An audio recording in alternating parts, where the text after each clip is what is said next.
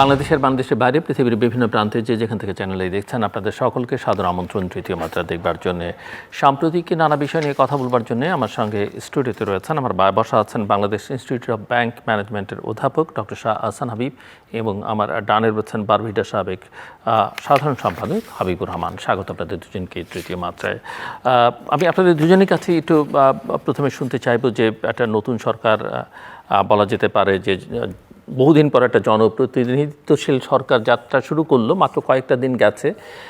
এখনই মূল্যায়ন করবার সময় এসছে কিনা আমি জানি না, আমার মনে হয় না এখন এত দ্রুত সব কিছু করা ঠিক হবে। তবে নতুন সরকার অর্থনীতির জন্য কি বার্তা দিচ্ছে আপনাদের দুজনের কাছ থেকেই, অর্থনীতি, আর্থিক খাত, ব্যাংকিং সেক্টর সব মিলিয়ে ডক্টর শাহ আহসান হাবিব আপনার কাছ থেকে শুনতে চাই। ধন্যবাদ।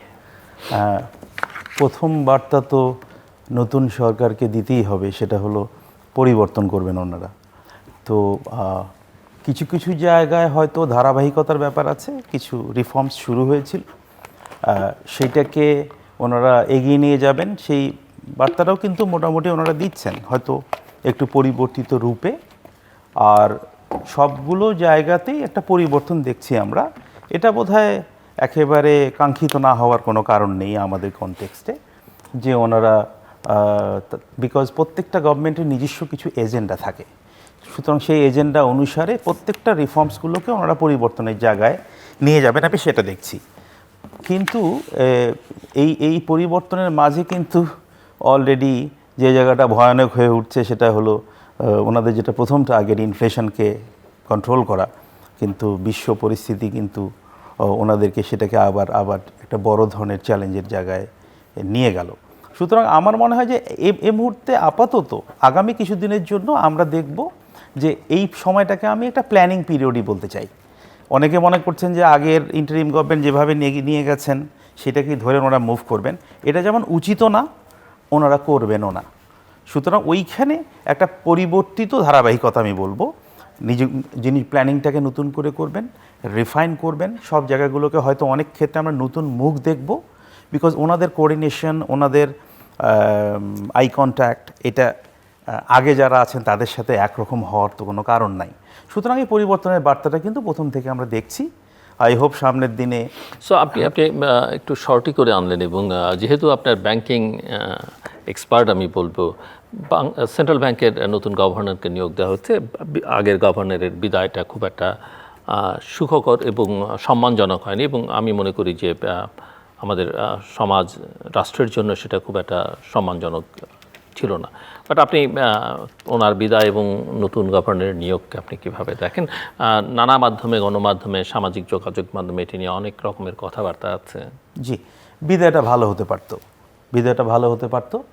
আর নতুন গভর্নর যখন নিয়োগ হয়েছে, একটা ব্যাপারে আমি একেবারে সার্বিকভাবে সহমত না, যে যখন আমরা নিয়োগটা কিন্তু হয়ে গেছে অলরেডি, যদি আমাদের কাছে অপশন থাকতো আমরা বিতর্ক করতে পারতাম কার আসা উচিত কার আসা উচিত না। যখন নিয়োগ হয়েছে তখন বোধহয় ব্যাপারটা এইভাবে চিন্তা করা উচিত যে আগে আমরা যতগুলো গভর্নর পেয়েছি বাংলাদেশে, সব গভর্নর কিন্তু যোগ্যতার বিচারে ভালোই তো ছিলেন, তাই না?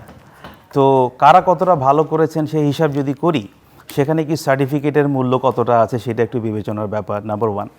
2 নম্বর হলো কি হতে পারতো তার থেকে ব্যাপার, যিনি আছেন তাকে যদি আমি মূল্যায়ন করি, তাকে আমি ব্যক্তিগতভাবে চিনি না, বা উনি হয়তো আমাদের ব্যাংকিং বা এই খাতে খুব একটা উনি পরিচিত মানুষও না, উনি আমি যতটুকু পড়েছি উনি ব্যবসার সাথে সম্পর্কিত।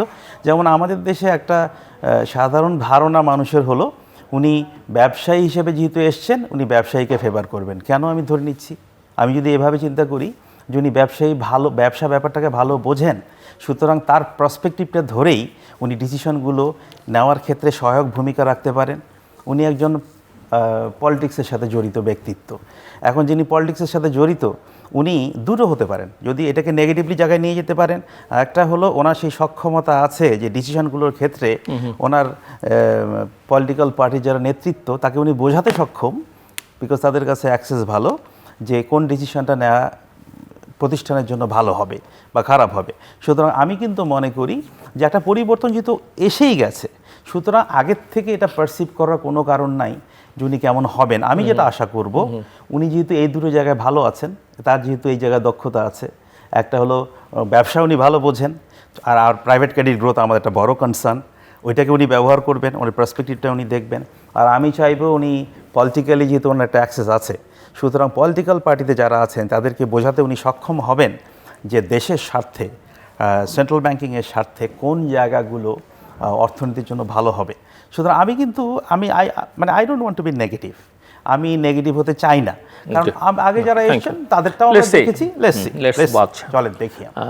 ধন্যবাদ, যথার্থই বলছেন, আমারও সেই বক্তব্য। এটা তো সোফার ইজ হ্যাপেন্ড, হয়ে গেছে। তো আমার সেক্ষেত্রে পরে আপনাদের জন্য মানে আমি যদ্দূর বুঝি আর কি, আমি চিটাগং লোক, he is from Chittagong university, এবং সৌভাগ্যক্রমে আমিও আমার একই ডিপার্টমেন্ট, আমি চিটাগং ইউনিভার্সিটি অ্যাকাউন্টিংয়ে ছিলাম। আমি ওনাকে চিনতাম না, ওকে মানে আমি যদি ওইভাবে বলি ওনাকে চিনতাম না, কারণ আমরা একই ক্লাসে পড়ছি, কিন্তু আমার সাথে কখনো ইন্টারাকশন হয়নি। ক্লাসমেট আমার। আচ্ছা আচ্ছা, আমরা একই ব্যাচ।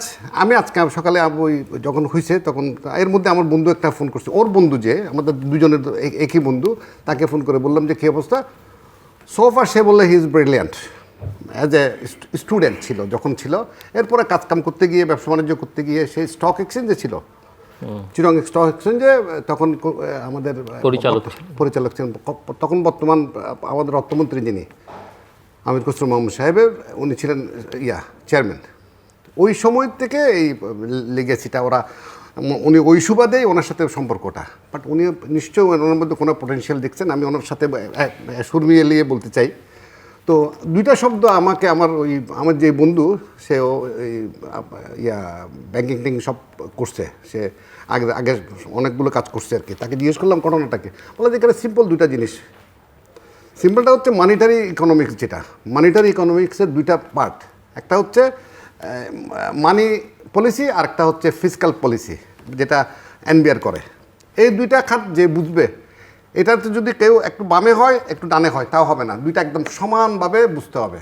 তো সোফার আমরা ধরে নিচ্ছি সে বুঝবে, সে যদি এটাকে ব্যালেন্স করে চলতে পারে ইট উইল বি ফাইন, কারণ সে অ্যাজ এ মানুষ যদ্দূর আমরা যদ্দূর জানি আর কি, সে মানুষ হিসেবে ভালো মানুষ, এক নম্বর। তারপর দ্বিতীয় বিষয়টা হচ্ছে, সেটা হচ্ছে ব্যবসায়ী, যেটা ওনার একটা নেগেটিভ পয়েন্ট, যেটা সত্যিকার অর্থে যেটা সব জায়গায় বলা হচ্ছে যে উনি ব্যবসায়িকভাবে সফল না, কিন্তু ওইটা একটা ছোট্ট নেগেটিভ পয়েন্ট আছে। নাইলে কিন্তু আমার মনে হয় সোফার ইজ গুড, ওকে চলবে, ওটা দেখা যাক। হয়তো আমাদের ধারণা নিশ্চয় কোনো ভালো কিছু করবেন। আর ভালো কিছু না করলে, আমি যদ্দূর বর্তমান অর্থমন্ত্রীকে আমরা যেটা চিরগণী হিসেবে যদ্দূর জানি, উনি ঠিক কয়েকদিন পরে ওনাকে আবার ওনার জায়গায় পৌঁছে দিবেন, এটাতে অনেক বেশি সময় লাগবে না। জাতির কোনো ক্ষতি আমার মনে হয় ওনাকে দিয়ে হবে না। নেগেটিভ ভাবার কোনো সুযোগ নাই, আমরা নেগেটিভ না ভাবি, let's hope for the best. এমনি কি মনে হচ্ছে অর্থনীতির ক্ষেত্রে সামগ্রিকভাবে আমরা ভালো নাই? ওই সেই না, সরকার তো মাত্র যাত্রা শুরু করলো, মানে 10 দিন উনি যেটা পরিবর্তনের অঙ্গীকার, মানে আমি বলছি যে আপনি কোনো মেসেজ কি ধরনের পাচ্ছেন, বা আবহাওয়াটা কি কোনো পরিবর্তনের হাওয়া দেখতে পাচ্ছেন? পরিবর্তনের হাওয়া, যেসব পরিবর্তন আমার চোখে পড়ছে, বডি ল্যাঙ্গুয়েজ, আমার প্রধানমন্ত্রী নিশ্চয়ই সাধুবাদ, আমরা আপনার এই শোতে বলে গেছি, আমাদের কাছে কোনো অপশন ছিল না। Only option is Tarique Rahman will be the next prime minister, আমরা এখানেই বলে গেছি। তো এখন আমরা সেটাই পাইছি। ওনার এই কয়েকদিনের আচরণ, ওনার বডি ল্যাঙ্গুয়েজ, ওনার কার্যক্রম যেগুলো দেখছি, যেমন প্রোটোকলের বিষয়গুলা, এবং এই যে জনসম্পৃক্ততা এবং অনারম, মানে সব কিছু নিয়ে নিজের আনুষ্ঠানিকতা বিবর্জিত যেভাবে উনি চলাফেরা করার চেষ্টা করতেছেন, ইন এ সেন্স এই মুহূর্তে ফাইন। আলটিমেটলি বাংলাদেশের এই কন্টেস্টে ওনার থেকে আমরা এটা চাই না, আমি জনগণ হিসেবে আমি চাই না উনি প্রোটোকল নেক, উনি সর্বোচ্চ প্রোটোকল পাক, সর্বোচ্চ গাড়ি ব্যবহার করুক, দেশের সম্পদ যত রকম আছে প্রধানমন্ত্রীর জন্য সব ব্যবহার করুক, আমাদেরকে শুধু শান্তি দেন। আপনি নিজে কম করে আমাদেরকে অশান্তিতে রাখার কোনো কারণ নেই। ওনার কাছে আমাদের প্রথম দাবি। আর আপনার সাথে আমি আমারও পুনরাবৃত্তি করি, আমরা পরিবর্তন চাইনি, আসলে রূপান্তর চেয়েছিলাম। আমরা পরিবর্তনের শব্দটাকে দিল খুব করে ইদানিং পছন্দ করেন না, আমরা একটু রূপান্তরের দিকে হাঁটতে চেয়েছিলাম। আমরা ওনার কাছ থেকে রূপান্তর আশা করি। সেই আগের শোর কথা বলে তখন তো উনি প্রধানমন্ত্রী হন নাই, আজকে আবারও বলি, উনি তখন 100 দিন ছিল, এখন মনে হয় 180 দিন হয়ে গেল। 180 দিন ওনাদের হানিমুন পিরিয়ডকে আমরা ধরে নিচ্ছি। এই 180 দিন ওনার কিচ্ছু করতে হবে না। আমরা যতটুকু বুঝি, যতটুকু সমাজে চলাফেরার সময় বুঝি, রাজনীতি যতটুকু শিখছি বুঝছি করছি এই 180 দিন চামচা মুক্ত, তেলবাজ মুক্ত, এতে অর্থনীতির ক্ষেত্রে হোক, রাজনীতির ক্ষেত্রে হোক, সামাজিকভাবে হোক, পুরোপুরি বাংলাদেশে হঠাৎ করে আপনি তেলবাজদের থেকে মুক্ত হইতে পারবেন না। তেলবাজরা সংগঠিত হচ্ছে, দে আর ডুইং দেয়ার জব। তারা চেষ্টা করতেছে আমরা কিভাবে তেল মেরে এই উদ্দেশ্য হাসিল করব দেশের, আলটিমেটলি দেশের গতি। আপনি বিদ্যুৎ সেক্টরে যিনি মন্ত্রী, ওনার থেকে কেমনে আমি কি আদায় করব সেই দান্দা শুরু হয়ে গেছে। কিন্তু আমি বান্দা দৃশ্যমান হচ্ছে খুব শীঘ্রই। এই দৃশ্যমান হওয়াটা আমাদের জন্য খুবই মানে বাজে অবস্থা হবে, অর্থনীতির জন্য খুবই বাজে। কারণ অর্থনীতির যে হিসেবে আছে, আপনি যেটা ইনফ্লেশনের কথা বললেন, ইনফ্লেশন 8.5 বলতেছে, আসলে ইস গোস টু 11, বাজারের অবস্থা কিন্তু 11, এটা অনেক বেশি। আর যেটা আমাদের রেখে গেছে রিজার্ভও, আমার মনে আছে আমি একটা FCA, উনি আমার অফিসে FCA উনি সিনিয়র লোক ছিলেন, আমি অফিসে অ্যাপয়েন্ট করছিলাম অনেক বছর আগে। আমার একবার এসে বলল স্যার আমাদের এতগুলো টাকা আছে। আমি তো সেই ফুটটি একদম ইয়াং, অনেক আগে, অনেক টাকা আমার কাছে। তাও সে আমার কাছে যে ব্যাংকে 9 কোটি টাকা পায়, সাপ্লাইয়াররা 17 কোটি টাকা পায়, এগুলো হিসেব টিসেব স্যার আমার একটা বড় অঙ্কের ফিগার এনে দিচ্ছে, এত কোটি টাকা আপনার কাছে আছে। আমি তো ওইটা নিয়ে ফুর্তিতে আছি। আমাদের রিজার্ভের অবস্থা কিন্তু almost like that. G, reserve যেটা আছে সেটা রিজার্ভ না, এখানে নেট না, এটা দিস ইজ গ্রস। আপনি শুনছিলেন ওনার কথা। আমি একটু আপনার কাছ থেকে বুঝতে চাই যে আপনার পরামর্শ কি নতুন সরকারের কাছে, এবং আপনি কি কি ধরনের চ্যালেঞ্জ দেখেন?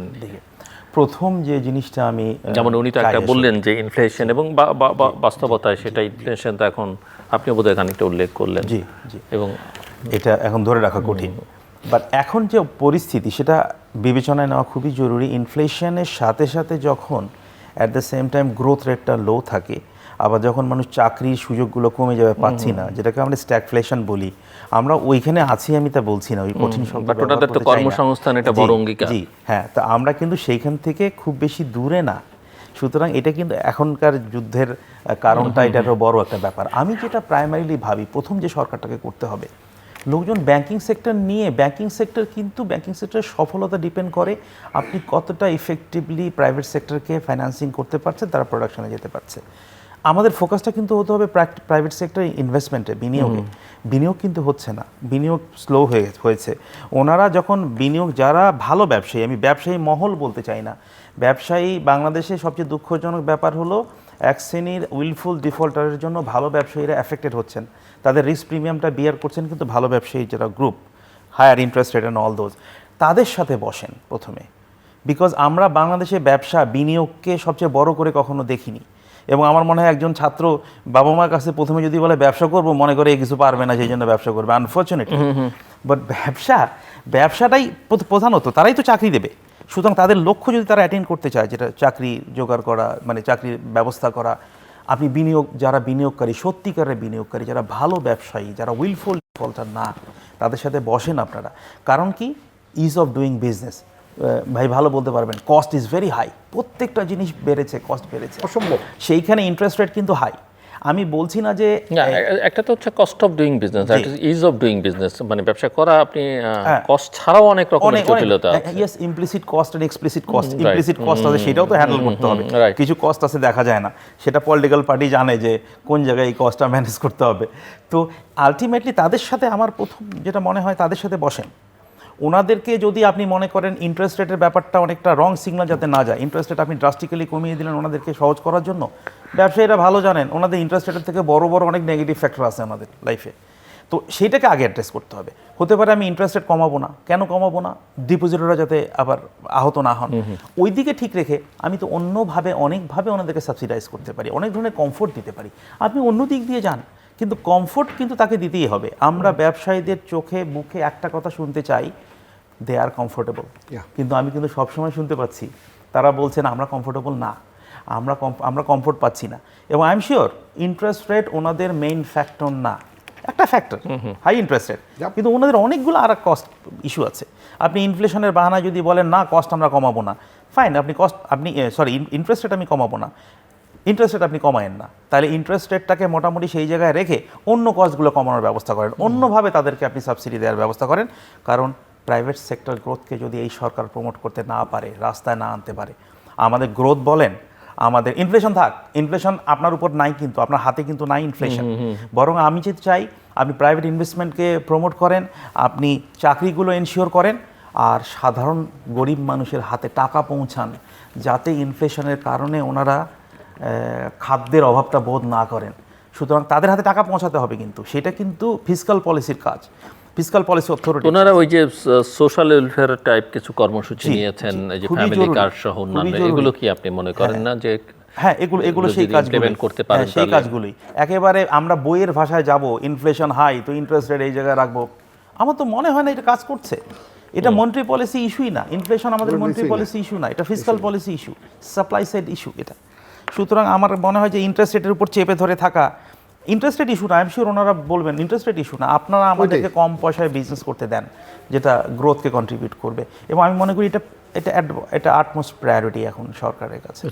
ওইটাই ওনার সাথে আমি একদম একমত যে ইন্টারেস্ট রেট সিঙ্গেল ডিজিট আনতে হবে। এক সাথে আমি একটু আপনার সাথে সংযুক্ত করি, উৎপাদনের আয়তন বাড়াইতে হবে। উনি কিন্তু বলেছেন যদি ইন্টারেস্ট রেট কমানো না যায় তাহলে অন্যান্য জায়গায় খরচ কমিয়ে আনা হবে। উৎপাদনের আয়তন বাড়াইতে হবে, উৎপাদন খাতের আয়তন বাড়ানো। যেমন আমাদের গতকালকেই তো উনি চিটংয়ে এক বক্তৃতায় আমাদের অর্থমন্ত্রী বললেন যে ট্যাক্স বাড়াবে যদি দেশের কর্মসংস্থান, এবং ওনাদের তো প্রায়োরিটি কর্মসংস্থান, প্রায়োরিটি কর্মসংস্থান হলে আপনাকে উৎপাদন ট্যাক্সের চাইতে ট্যাক্স নেট এবং ট্যাক্স যারা দেয় সেটা যথোচিতভাবে আদায় করা, আওতা বাড়াইতে হবে। ট্যাক্সের যেমন আমাদের টিন দাঁড়িয়ে হচ্ছে যারা দেয় তারাই দেয়, যারা দেয় না তো দেয়। 1,30,00,000 লোক টিনদারি আছে আমাদের দেশে, বাংলাদেশে এখন 24 লক্ষ মনে হয় সম্ভবত ট্যাক্স দেয়। তার মধ্যে যারা দেয় তারাও একদম মিনিমাম একটা অ্যামাউন্ট, সেই আওতাটা বাড়াইতে হবে। আমাদের বাংলাদেশের যত জনগণ এখানে টিন হোল্ডার ধরেন 6 কোটি হলে কিন্তু কোনো মানে এটা হওয়া হচ্ছে 6 কোটি করে 1,000 টাকা করে যদি আমরা জাতীয় অর্থনীতিতে করি, কন্ট্রিবিউট করি, তাহলে অনেক সাশ্রয় হয়। আওতা বাড়াইতে হবে। আপনি হুট করে ট্যাক্স বাড়াই দিলে শুধু ট্যাক্স বাড়ানোতে এটা সমাধান হবে না। আমি যেটা মূলত আপনি যেটা কর্মসংস্থানের কথা যেভাবে বলতেছিলেন, আমি একজনের সাথে আজকে কথা বলতেছিলাম যে বলতেছে মানে দ্যাট ইজ কি, ওই ব্যবসায়ীদেরকে গার্মেন্টসওয়ালাকে গার্মেন্টসটা অনেক বেশি এক্সপোর্ট করার ব্যবস্থা করে দিতে হবে। এটা কেমনে করবেন, সেটা ইন্টারেস্ট রেট কমাইয়ে করানো যাবে, মানে আপনার আমাদের বিজনেস কস্টটা কমাই দিতে, মানে কস্টটা কমানোটাই হচ্ছে মূল চ্যালেঞ্জ। এখন সেক্ষেত্রে আপনি একটা জিনিস আমি সাথে যোগ করতে চাই আপনার সাথে, ব্যাংকিং সেক্টরকে যদি আপনাকে পুরোপুরি করতে হয়, এবং আমাদেরকে যারা আপনি যেভাবে বললেন, আমি আপনাকে থ্যাংক ইউ সো মাচ। আমি ওনার শোতে অনেকবার বলে গেছি, আমরা 5 কোটি টাকা লোন পাই না, কিন্তু আমি কিন্তু 5 কোটি টাকার মধ্যে 5% দিব না। আমি পাবো, আমি কালকে সকালে চাইলে I will get the money from any bank in any amount, maybe 100 কোটি টাকা পাবো, but I have to pay minimum 5% in this way that way, we don't go for this way. আমি এই জায়গাটাতে সেক্ষেত্রে দলীয় বিবেচনাটা যাতে না থাকে, এই সরকারের কাছে আমার মূল দাবি হবে, অর্থনীতি বাঁচাতে গেলে দলের কাউকে কোনো সাপোর্ট করা যাবে না, ব্যবসায়ীদেরকে একদম সঠিক ব্যবসায়ীদেরকে যাতে আমরা সাপোর্টটা করে যেতে পারি। এবং দল করলেই সাপোর্ট করা যাবে না, ব্যাপারটা এরকম না যে জেনুইন সে দল করুক বা না করুক।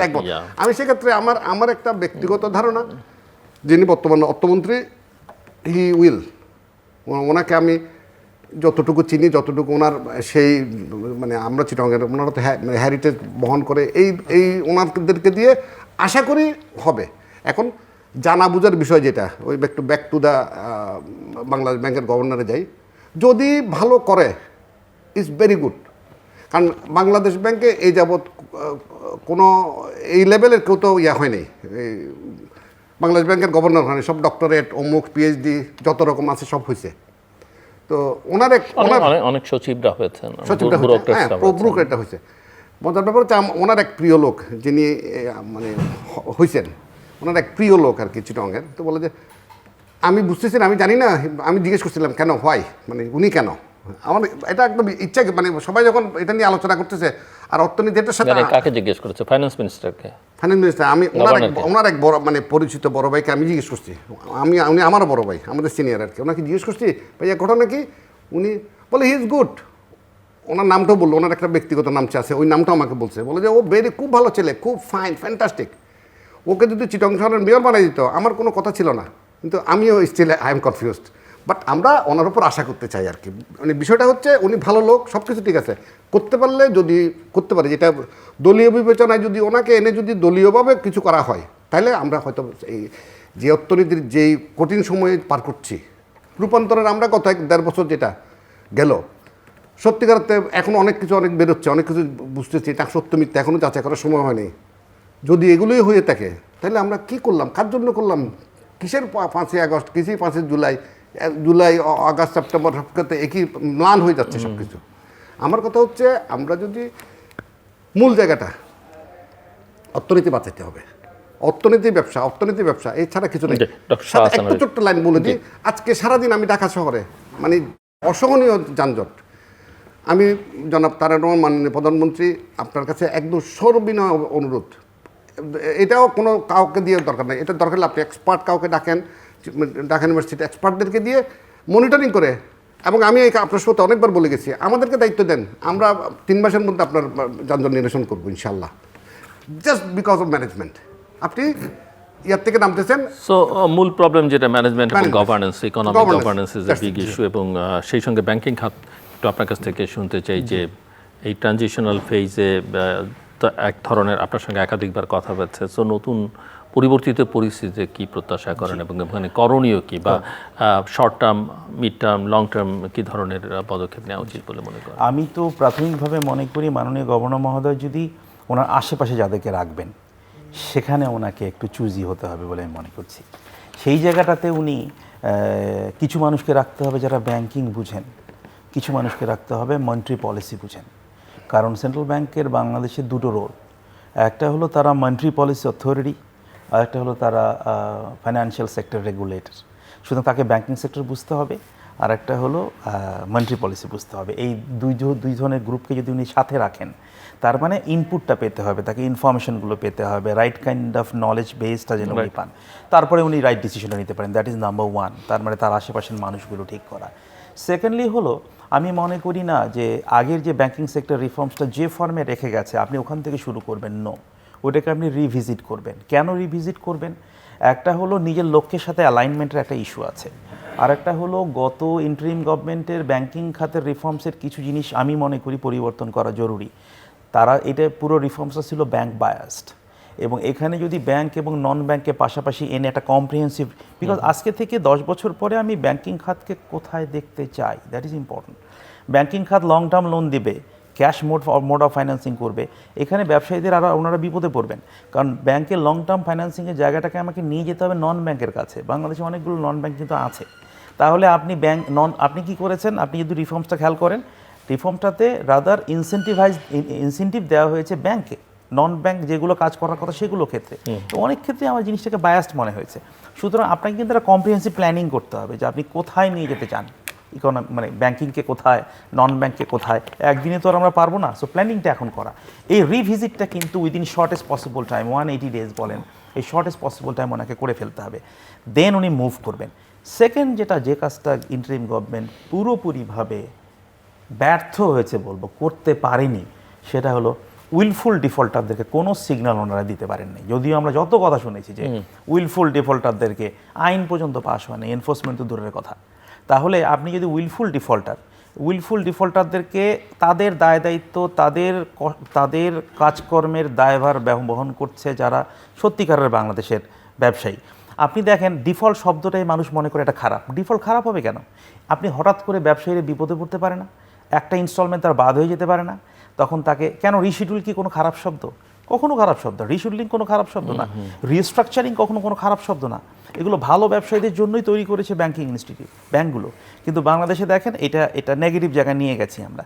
তার মানে কি, এই সরকারের এই বাংলাদেশ ব্যাংকের প্রথম দায়িত্ব বোধহয় আমি মনে করি প্রাইমারি এই নিজেকে সাজানোর পরে, সেটা হলো আপনি উইলফুল ডিফল্টার থেকে সত্যিকারের ব্যবসায়ীকে আলাদা করেন। যারা উইলফুল ডিফল্টার তারা যেন কোনোভাবেই কোনো ধরনের ইনসেন্টিভ প্রাপ্ত না হন। আমি আপনাকে 1% দিয়ে করাতে পারে, আর একজন উইলফুল ডিফল্টার তাকেও 1% সুযোগ দিব, কখনো না। আপনি এই ডেফিনেশনটাকে সামনে নিয়ে আসেন, কাদেরকে উইলফুল ডিফল্টার বলবেন।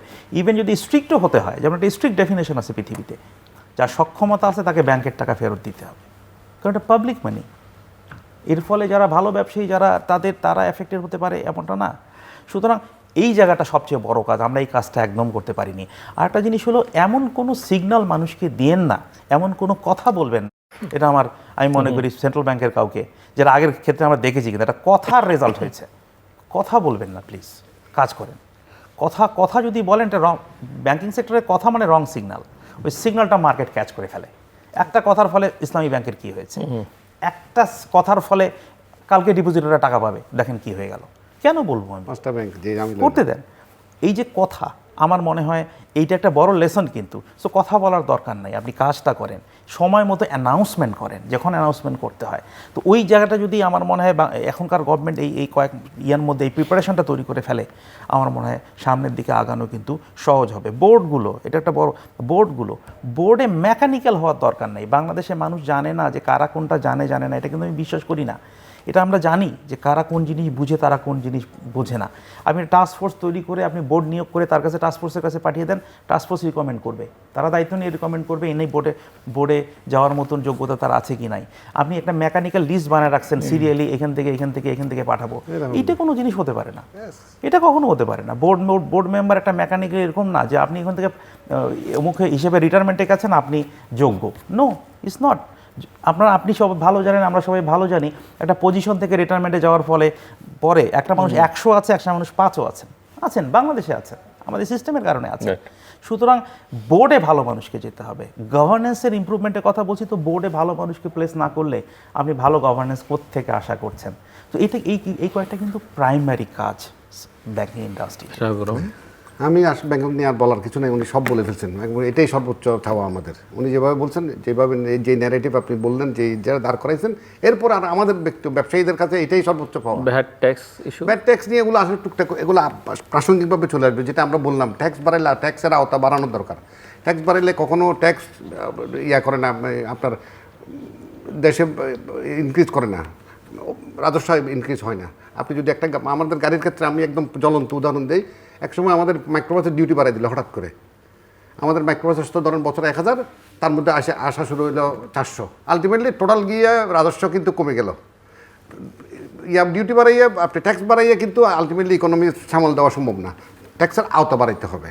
আমি সেজন্য ব্যাংকিং সেক্টর নিয়ে আর আমার বেশি কিছু বলার নেই। আমার ছোট্ট একটা, আমি গতকালকে আমাদের মাননীয় প্রধানমন্ত্রী হওয়ার পর আমি ওনার একটা ক্লিপ দেখছিলাম আগের চ্যানেল আইয়ের একটা ইন্টারভিউতে। উনি বলতেছিলেন ওনার মালয়েশিয়া খুব পছন্দ।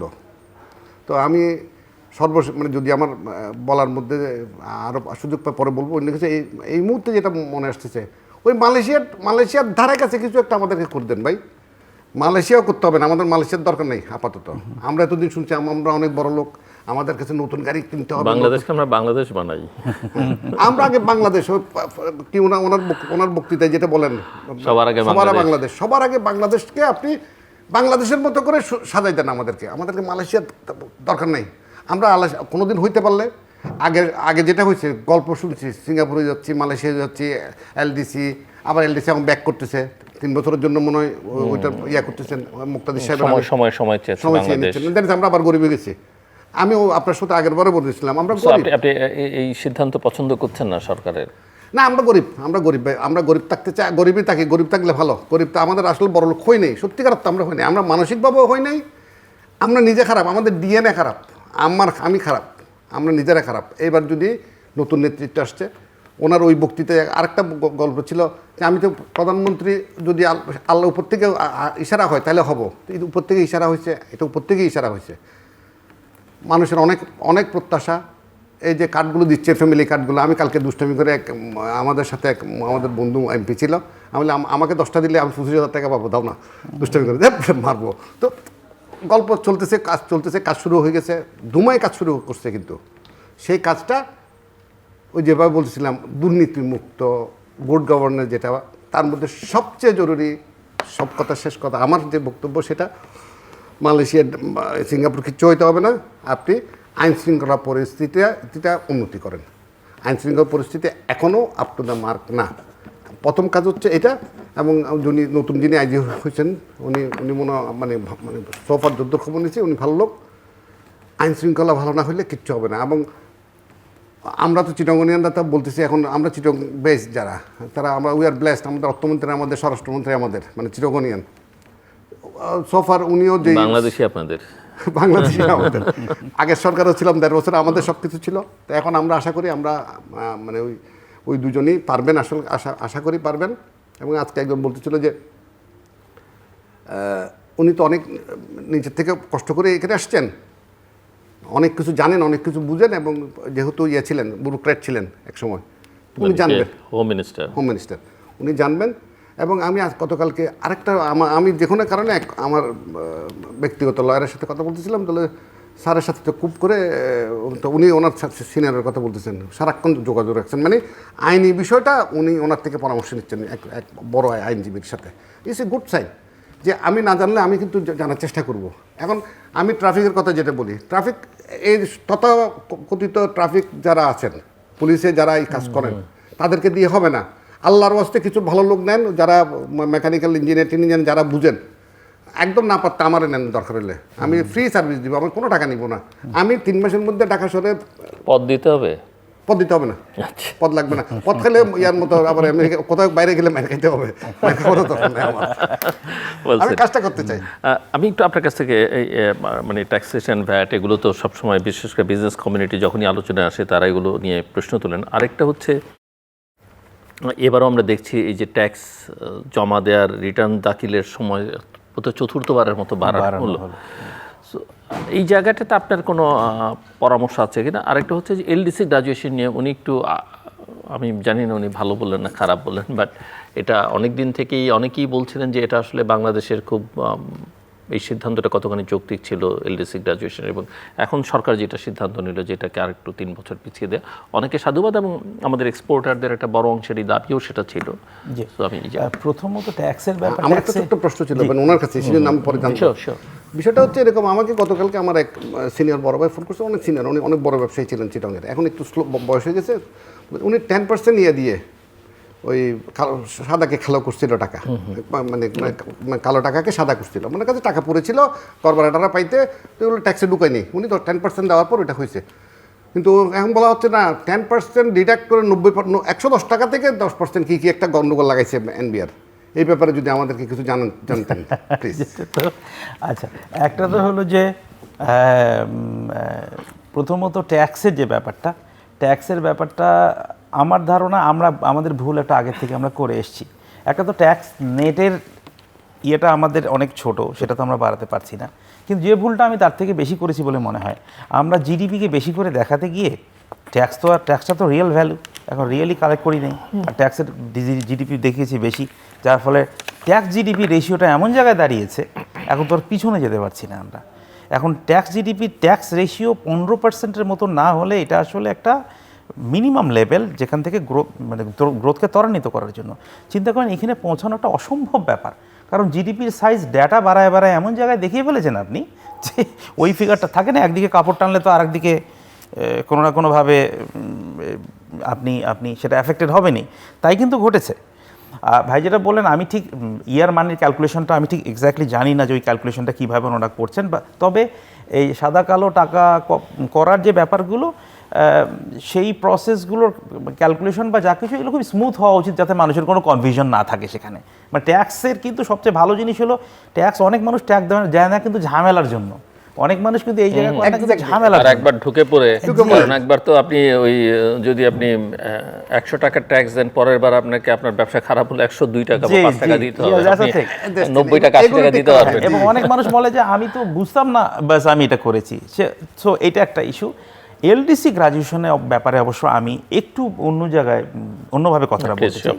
সেটা হলো এলডিসি গ্রাজুয়েশন, একটা সময় যদি আপনি বারবার এলডিসি গ্রাজুয়েশনের জিনিসটা পেছাতে থাকেন, আপনি পিছান, আমরা সবসময় চেষ্টা করবো পিছান, কিন্তু এটা যেন না হয় যে 3 বছর কেন 50 বছর পরে আপনি 49তম বছরে গিয়ে বলেন আরও 3 বছর পিছান।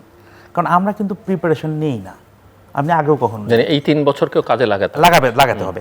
আপনি পিছান 3 বছর পিছান। এখন আরও আমাদের বড় বাহানা আছে, সেটা হলো, বাহানা বলতে সত্যিকারের ফ্যাক্টর আছে, সেটা হলো এই যে যুদ্ধ শুরু হয়েছে, ইনফ্লেশন হচ্ছে, নতুন সরকার, সহজ না, ব্যবসায়িক মন্দা চলছে আমাদের, সুতরাং লজিক আছে আমাদের। কিন্তু আমার যেটা রিকোয়েস্ট থাকবে, সরকার যদি এই জায়গাটা কাজ করে, সেটা হলো এই 3 বছর জন্য সত্যি আমরা প্রিপারেশন নেই। বারবার যদি পিছাইতে থাকেন, সব সরকার কিন্তু মানবে না। অনেক সরকার দেখবেন ইউনিল্যাটারালি আপনার উপরে কোনো জিনিস ইম্পোজ করে দেবে, বিকজ আপনি তো আসলে অফিসিয়ালি এলডিসির ক্রাইটেরিয়াগুলো মানে অনেক আগেই এগুলো কমপ্লাই করে এসছেন। সুতরাং দুটো জিনিস পাশাপাশি করতে হবে। একটা হলো প্রিপারেশনটা থাকবে, যে কোনো সময় এলডিসি গ্রাজুয়েশনে গেলে যাতে আমরা নিজেকে হ্যান্ডেল করতে পারি, সেটা ব্যাংকের প্রিপারেশন বলেন, ব্যবসার প্রিপারেশন থাকবে, আর আমাদের চেষ্টাও থাকবে আমরা যাতে সামনের দিকে বাড়াতে পারি। আপনি দেখেন শুধুমাত্র যেটা ভয়ানক ব্যাপার, এইটা ব্যবসায়ীরা যেটা অ্যাফেক্টেড হবেনি, ব্যাংকাররা, আমরা একটা প্রোগ্রাম করেছিলাম কিছুদিন আগে, ব্যাংকাররা জানেন না আসলে যে এলডিসি গ্রাজুয়েশন তাদেরকে কীভাবে অ্যাফেক্ট করতে যাচ্ছে। কোন সেন্সে বলছি, এই যে যখন যদি এলডিসি গ্রাজুয়েশনটা এখন না হোক 3 বছর পরে যে হবে, 3 বছর কি এটার জন্য এনাফ? যে এখন যেমন আপনি 80% ইম্পোর্ট করে 20% যোগ করে আপনি যদি এক্সপোর্ট করেন, তাহলে বাংলাদেশকে আপনি বলতে পারবেন যে এটা কান্ট্রি অফ অরিজিন। কিন্তু আজকে থেকে যখন এলডিসি গ্রাজুয়েশন হয়ে যাবে, তখন কোনো দেশে আছে এরকম যে 60% ভ্যালু এডিশন না হলে আপনি তাকে কান্ট্রি অফ অরিজিন হিসেবে দেখাতে পারবেন না, মানে বেনিফিটগুলো পাবেন না, জিএসপি প্লাস বলেন এবং অল দিস। তাহলে ওই যে নতুন ফ্যাক্টরিগুলো তৈরি করা, ভ্যালু এডিশনের জন্য নতুন লোকাল সোর্স তৈরি করা, এগুলোর জন্য যে পরিমাণ ইনভেস্টমেন্ট লাগবে, এটা কি প্ল্যানিং সরকার করেছেন? তাহলে 3 বছর পরে যা ঘটতে যাবে, এখন তাহলে কনসার্ন যে মিনিস্ট্রিগুলো আছেন, সেই প্রিপারেশন কিন্তু ফ্রম দ্য ভেরি ফার্স্ট, যেদিন বলবেন যে আজকে থেকে 3 বছর পরে এলডিসি গ্রাজুয়েশনে যাবেন, ওই প্রথম দিন আপনি প্রিপারেশন শুরু করবেন। প্রথম দিন আপনি প্ল্যানিংও দেবেন মানুষকে যে ঠিক আছে, এই 3 বছর আমাদের প্রিপারেটরি পিরিয়ড, চলেন আমরা 3 বছর এটা করব। আমরা কিন্তু দুটো জিনিস একসাথে শুনতে চাই, ডেট এক্সটেন্ড হলো, প্রিপারেশন শুরু হলো। আমরা নতুন সরকারের কাছে এটা চাই। আরেকটা বড় মানে অর্থনীতি বা ব্যবসা বাণিজ্যের সঙ্গে সম্পর্কিত পাওয়ার অ্যান্ড এনার্জি ক্রাইসিস, এবং এটাও সরকার অ্যাড্রেস করবার চেষ্টা করছে। সো আপনি এই জায়গায় এই সমস্যার সমাধান করতে পারবেন বিনা পয়সায়, বিনা পদে? উনি তো বলেই দিয়েছেন প্রথম দিন এসে, বিনা পয়সা, আমার ওখানে টাকা নাই, পেমেন্ট করে নাই, অনেক ঝামেলা যাচ্ছে।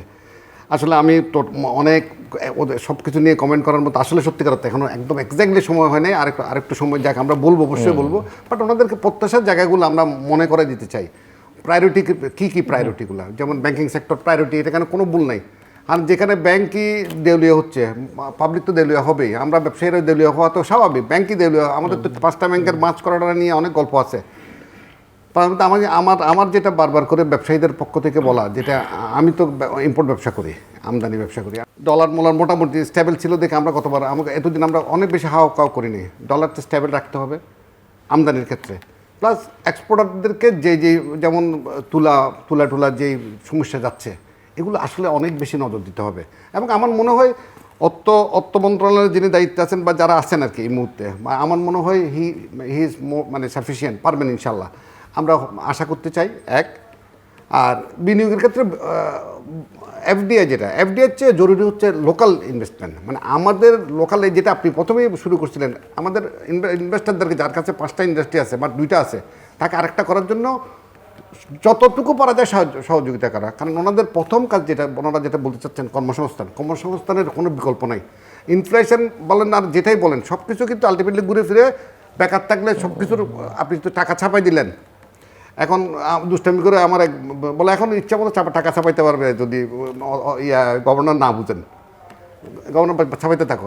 দেশ তো এইভাবে চলবে না, ইচ্ছা মতো টাকা ছাপাইলে আরও ইনফ্লেশন বাড়বে।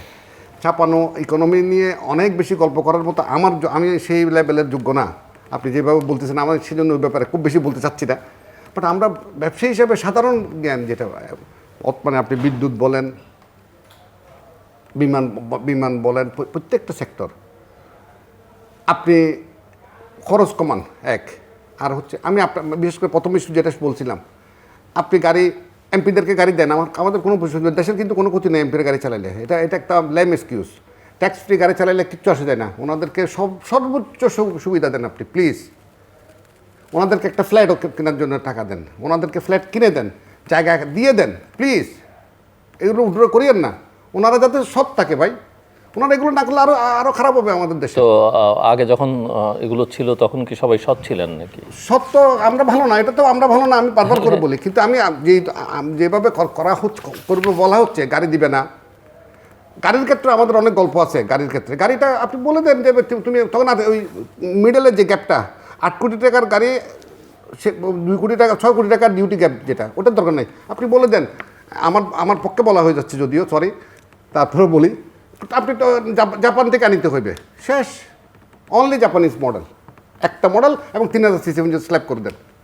হাইয়েস্ট 3000 সিসি একটা গাড়ি আনতে পারবেন ডিউটি ফ্রি। ডিউটি ম্যাক্সিমাম হচ্ছে 1 কোটি টাকা। 1 কোটি টাকা ওদেরকে দেন ভাই প্লিজ। আপনি গাড়িও দেন, সবই দেন, নেম ফ্ল্যাট দেন, সবই দেন এমপিদেরকে। ওনারা যাতে আমাদের জন্য কাজ করেন। ওনাদেরকে উপাস রাখলে তো আমাদের জন্য কাজ করবেন না। প্রধানমন্ত্রীর কাছে আমাদের অনুরোধ, আপনি প্রোটোকল মার্সিডিজ যেটা পরে আছে যদি চালাইতে, ওইটা চালান। আপনার নিজের গাড়ি নিজের ড্রাইভার দরকার না, আমাদের টাকা দিয়ে আপনি চলেন প্লিজ। আমাদের জন্য কষ্ট করেন, আমাদের জন্য, আমাদেরকে আপনি আমাদের জন্য আমাদের ইকোনমিটা ঠিক করে দেন, আমাদের যানজটটা মুক্ত করে দেন। আমি গুলশান থেকে 2.5 ঘন্টায় ইয়াতে পড়ছি, সোনারগাঁ হোটেলে পড়ছি। This is ridiculous. এটা হইতে পারে না। 3:30 পৌনে 4টার সময় বেরিয়েছি, আমি ইফতারের 1 মিনিট আগে পড়ছি শেরাটন হোটেলের আগে ওখানে। এটা হইতে পারে না, এটা কোনো দেশ না। তাহলে আপনার ঘন্টা, শ্রমঘন্টা যেটা আলটিমেটলি শ্রমঘন্টা যে কত কিছুর বিনিময়ে আমরা ক্ষতিগ্রস্ত হচ্ছে। এবং সেক্ষেত্রে আরেকটা প্রায়োরিটি আমি হঠাৎ মনে আসলো, সেটা ডিসেন্ট্রালাইজেশন। আপনি নিশ্চয়ই আমার সাথে একমত হবেন। ঢাকা শহর থেকে অনেক কিছুকে বের করে দিতে হবে। চিটাগং এক সময়, আমি একটু চিটাগং কথা না বললেই না, 1 মিনিট, বাণিজ্যিক রাজধানী। আমরা এবার আশাবাদী, যেহেতু আমাদের অর্থমন্ত্রী আমরা উনি অলরেডি ডিক্লার দিচ্ছেন বাণিজ্যিক রাজধানী। বাণিজ্যিক রাজধানী বলতে বাণিজ্য সম্প্রসারণ, বন্দর কেন্দ্রিক যা কিছু আছে, ওনাকে দিয়ে আমরা বন্দরের অনেক কিছু সংস্কার আশা করতেছি, এনবিআর এবং সব কিছু মিলাই আশা করি আমরা। আমি ওনার সাথে মানে শোনার সৌভাগ্য হয়েছে, উনি অনেক বেশি আন্তরিক আছেন যে টু সলভ দ্য প্রবলেম। এই ট্রাক যত অনেক সমস্যা আছে, এই যে দ্রব্যমূল্য বাড়ে, ইনফ্লেশন, এটার সাথে কিন্তু ট্রাকের অনেক বিষয় আছে। ট্রাকের হঠাৎ করে মূল্য বৃদ্ধি হইল 30,000 টাকা থেকে 50,000 টাকা। এই সাথে সাথে মূল্য বেড়ে গেল, ইনফ্লেশন বাড়িয়ে গেল। এই সব কিছু মিলাই উনি অ্যাড্রেস করতেছেন। আমার মনে হয় আমরা একটা আশার আলো দেখতেছি। প্রফেসর আহসান হাবিব, সো আপনার চোখে প্রায়োরিটিস কি? আপনি বলছিলেন এবং উনি কিছু প্রায়োরিটিসের কথা বললেন, আর কিছু অ্যাড করতে চান কি? একদম, যেটা জরুরি সবচেয়ে, আমি যেটা সবচেয়ে জরুরি মনে করি, এটা হলো পিরামিডের শেষে যারা আছেন, প্রত্যেকটা ইনিশিয়েটিভের সাথে আপনি ইনক্লুসিভিটি জিনিসটাকে নিয়ে আসেন, অন্তর্ভুক্তি। বিকজ আপনি যদি গ্রোথের কথা বলেন, আপনি ইনক্লুসিভ গ্রোথের কথা বলেন, বিনিয়োগের কথা বললে অন্তর্ভুক্তিমূলক বিনিয়োগের কথা বলেন, ফাইন্যান্সিয়াল সেক্টরের কথা বললে অন্তর্ভুক্তিমূলক ফাইন্যান্সের কথা বলেন। আমি গভর্নর সাহেবের যে 11টা পয়েন্ট উনি বলেছেন, সেই 11টা পয়েন্টে সব কিছু পাশাপাশি যে দুটো শব্দ আমি ব্যক্তিগতভাবে পছন্দ করি, সেটা হলো ইনক্লুসিভিটির কথা উনি কিন্তু প্রথম দিনই বলেছেন। করা খুব সহজ না আমাদের দেশে। যেমন দুটো সেক্টর, এসএমই এবং এগ্রি, আপনি কিন্তু আমাদের অর্থনীতিকে নিজের জায়গায় ফেরত নিয়ে আসেন। আমরা বহির্মুখী অর্থনীতি, যুদ্ধ যা কিছু শুরু হয়েছে, এগুলো কিন্তু কস্ট আস্তে আস্তে বাড়তে থাকবে। আমাদের অর্থনীতি কৃষিকে তার জায়গায় ফেরত যেতে দেন, মানুষকে কৃষিক্ষেত্রে ফেরত যেতে দেন। এবং আমরা কৃষিক্ষেত্রে কোনো কিছু করিনি, কোন অর্থে বলছি কোনো কিছু করিনি, কাগজে পত্রে যা বলেছি, একটা খাতে আমাদের কন্ট্রিবিউশন সবচেয়ে insignificant over the years. Banking বলেন, অন্য যারাই কিছুই, আসলে কৃষিক্ষেত্রে কৃষকদের জন্য আমরা সেই অর্থে করিনি। আমার মনে হয় কৃষি খাত একমাত্র খাত যাদের বাবা মা বাচ্চাকে বলে এই খাতে ফেরত আসার দরকার নেই, একমাত্র খাত। কখনও তারা চায় না যে আগে ওই খাতে ফেরত যাক।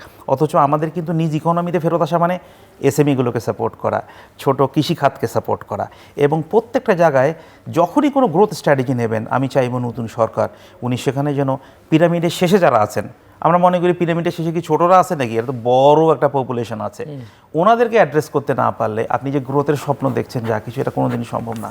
So inclusivity is the foundation at any strategy. দর্শক অনুষ্ঠানের শেষ প্রান্তে আমরা সামাজিক যোগাযোগ মাধ্যম ফেসবুক, এক্স এবং ইউটিউবে তৃতীয় মাত্রা লাইভ স্ট্রিম হচ্ছে, আপনারা দেখতে পারেন। টেলিভিশনের পর্দায় দেখতে না পারলে যে কোনো সময় যে কোনো স্থান থেকে ইউটিউবে তৃতীয় মাত্রা চ্যানেলটি সাবস্ক্রাইব করে এই পর্ব বা পুরনো পর্বগুলো আপনারা দেখতে পারেন। মিস্টার হাবিবুর রহমান এবং মিস্টার শাহ আহসান হাবিব, অসংখ্য ধন্যবাদ এই আলোচনা অংশ নেবার জন্যে। দর্শক, ঘুরে ফিরে অর্থনীতির আলোচনা হচ্ছিল এবং এর সঙ্গে অবশ্যই রাজনীতির সম্পর্কটাও আছে এবং নিবিড়ভাবেই আছে। মূল কথা যেটা, সেটা হচ্ছে দেশের আইনশৃঙ্খলা পরিস্থিতি খুব একটা ভালো নয়, সেটা মনোযোগ দিতে হবে। গভর্নেন্সটা অত্যন্ত জরুরি, ইকোনমিক গভর্নেন্স এবং ফাইন্যান্সিয়াল সেক্টরের গভর্নেন্স অত্যন্ত জরুরি। এবং অন্তর্ভুক্তির কথা আমার একজন অতিথি অত্যন্ত জোরের সঙ্গে বলছেন। আমাদের রাজনৈতিক অর্থনৈতিক উন্নয়ন প্রক্রিয়ায় জনগণের অংশগ্রহণ নিশ্চিত করতে হবে এবং তাদের অন্তর্ভুক্তিটা নিশ্চিত করতে হবে। এবং সংখ্যাগরিষ্ঠ মানুষকে পেছনে ফেলে আসলে কোনো উন্নয়নই টেকসই হবে না, সেটাও সরকারকে মাথায় রাখতে হবে। সরকারের মূল্যায়ন করবার সময় এখনও হয়নি, মাত্র কয়েকটা দিন গেলেও কিন্তু অবশ্যই আমরা বলতে থাকব, এটাই আমাদের কাজ। আমরা ওয়াচও করব, নজরদারির মধ্যেও রাখব এবং সরকারে যারা আছেন তাদের দায়িত্ব হচ্ছে কথাগুলোকে বিবেচনায় নেওয়া। সব কথা শুনতে হবে এমনটা নয়, কিন্তু সহিষ্ণুতার সঙ্গে সমালোচনাকে কোনোভাবেই শত্রুতা হিসেবে বিবেচনা করা যাবে না। আমাদের সঙ্গে থাকবার জন্য অসংখ্য ধন্যবাদ। আপনাদের সবার জন্য শুভকামনা।